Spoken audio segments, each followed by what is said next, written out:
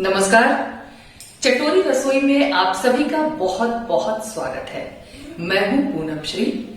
आज मैं बना रही हूं गुलाब जामुन। वैसे तो गुलाब जामुन हर जगह मिठाई की दुकानों पर उपलब्ध हो जाता है, लेकिन अपने हाथों से बनाए हुए गुलाब जामुन की बात ही कुछ और होती है। तो चलिए आज हम बनाते हैं सबका पसंदीदा गुलाब जामुन।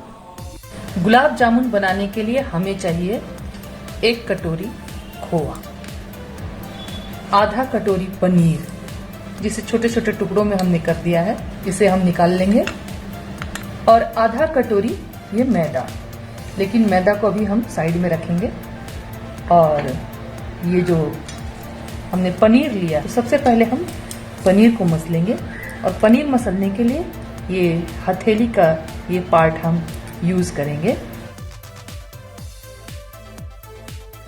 ये हल्का सा इस तरह से हमने मसल दिया है, और इसी में अब खोआ को भी मिला देंगे, और खोआ को भी मिला के इस मसलते हुए हमें पूरा स्मूथ कर देना है इसे।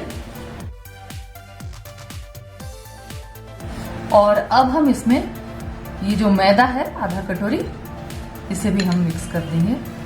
धीरे धीरे थोड़ा थोड़ा करके इसमें मिलाते जाएंगे। ये थोड़ा सा और डालेंगे, और फिर इसे,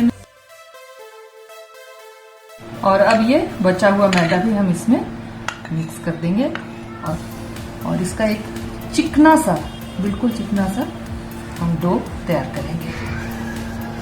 ये देखिए अब एकदम स्मूथ सा ये डो तैयार हो चुका है। ये थाली में घी जैसा ये नजर आने लगेगा, हाथों में इस तरह से नजर आने लगेगा, तो आप समझिए कि ये डो तैयार है।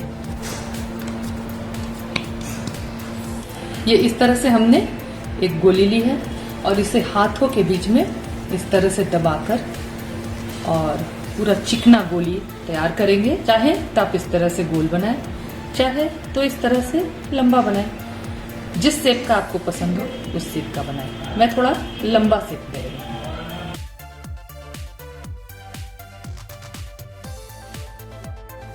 पूरे डो का इस तरह से गोली तैयार कर लिया है, और अब सबसे पहले हम चाशनी बनाएंगे।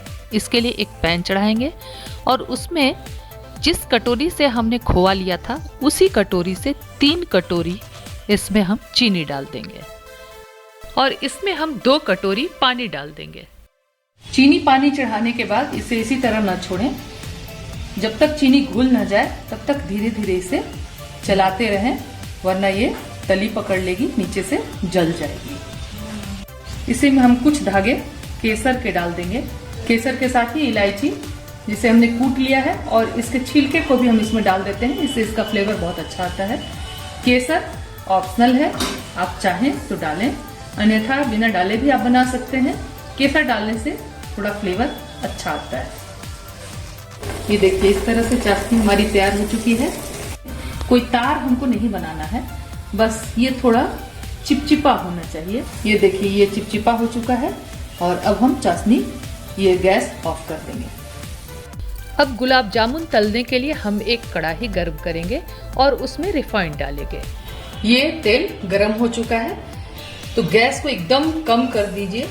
फिर इसमें धीरे धीरे ये जो गोल हमने तैयार किए हैं गोले, इसे डाल दें, और मध्यम आंच में, लो टू मीडियम, इसे पकाएंगे। एक बार में ज्यादा न डालें, नहीं तो ये अच्छी तरह से इसको जगह नहीं मिलेगा। गोले डालने के बाद इसे हम पलटने के लिए किसी भी पलटे का यूज नहीं करेंगे। इस तरह से हम कढ़ाई को ही थोड़ा सा हिला देंगे, तो अपने आप जो गोले हैं वो पलटते चले जाएंगे, और थोड़ी देर के बाद तब हम इसे पलटे से पलटेंगे। और अब इस तरह से ये थोड़ा थोड़ा ब्राउन हो गया है, तो अब हम इसे थोड़ा सा उलटते हुए और आंच को एकदम कम करके इसे थोड़ा पका लेंगे। ये गुलाब जामुन पक गए हैं, और अब हम इसे कढ़ाई से निकाल लेंगे।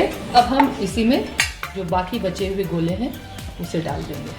आंच को कम रखेंगे डालते समय, और जब थोड़े थोड़े गोले ऊपर आ जाएंगे तब हम आंच को मिडिल कर देंगे और उसमें पकाएंगे। ये देखिए, ये इन रसगुल्लों को भी हम निकाल लेंगे।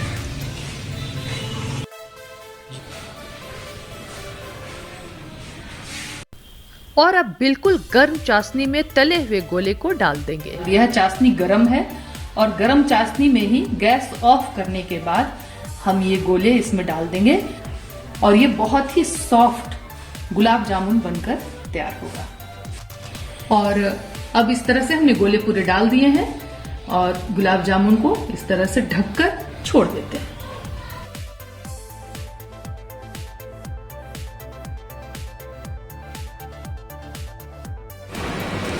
तो ये तैयार है हमारा गुलाब जामुन। इसे हमने लगभग 4 से 5 घंटे रस में छोड़ दिया था और उसके बाद निकाला है हमने।